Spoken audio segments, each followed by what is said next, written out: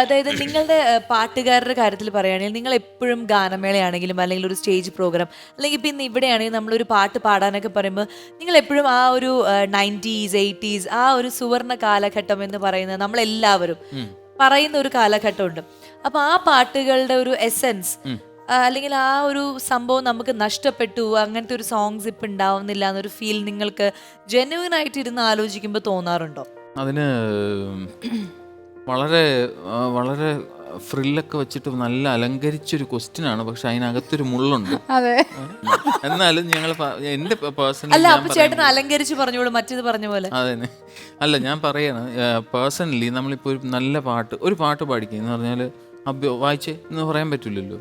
ഒരു പാട്ട് പാടൂ എന്ന് പറയുമ്പോൾ നമുക്കും നമ്മൾ പാടിക്കൊടുക്കുന്ന ആൾക്കും ഇഷ്ടപ്പെടുന്ന ഒരു പാട്ടായിരിക്കണം അത്. അങ്ങനെ വരുമ്പോൾ പാട്ടിന് എപ്പാർട്ട് ഫ്രം എല്ലാ ഓർക്കസ്ട്രൽ ബ്യൂട്ടി അല്ലെങ്കിൽ വിഷ്വൽ ബ്യൂട്ടി ഒക്കെ മാറ്റി നിർത്തിയാലും പാട്ട് സൗന്ദര്യവതിയായ ഒരു കോൺസെപ്റ്റാണ്. അങ്ങനെ പാടാൻ പറ്റുന്ന പാട്ടുകൾ ഇപ്പോൾ ഉണ്ടോ ഇല്ലയോ എന്നുള്ളത് കേൾവിക്കാരായ നിങ്ങളാണ് തീരുമാനിക്കേണ്ടത് എന്നൊക്കെ പറഞ്ഞു വേണേ ഒഴിയാം. പക്ഷെ പലപ്പോഴും നമ്മൾ പഠിച്ചു വരുന്ന പാട്ടുകൾ അല്ലെങ്കിൽ എഴുതി വെച്ചിരിക്കുന്ന പാട്ടുകളൊക്കെ അങ്ങനത്തെ പാട്ടുകളാവുമ്പോൾ ഈസി ആയിട്ട് പെട്ടെന്ന് നമുക്ക് 90s 70s 80s നമുക്ക് പോവാം. അതാണ് ഞാൻ കുറച്ചും കൂടി ഇതായിട്ട് പറയാം.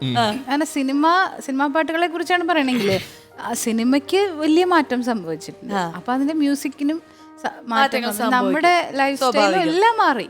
അപ്പൊ അതിന്റെ ഭാഗമായിട്ട് ടെക്നോളജി അഡ്വാൻസ്ഡ് ആയി. അത് ശരിയാണ്. പക്ഷെ ആ സിനിമകൾ കാണുന്ന ആൾക്കാർ പാട്ട് കേൾക്കുമ്പോൾ രാത്രി കിടന്നുറങ്ങുന്നത് മറ്റേ നമ്മുടെ 90s പാട്ടുകൾ വെച്ചിട്ടാണ്. അല്ല, ഇപ്പൊ 90s എന്ന് പറയുമ്പോൾ നമ്മൾ കുറച്ചും കൂടി മുന്നേ വരും.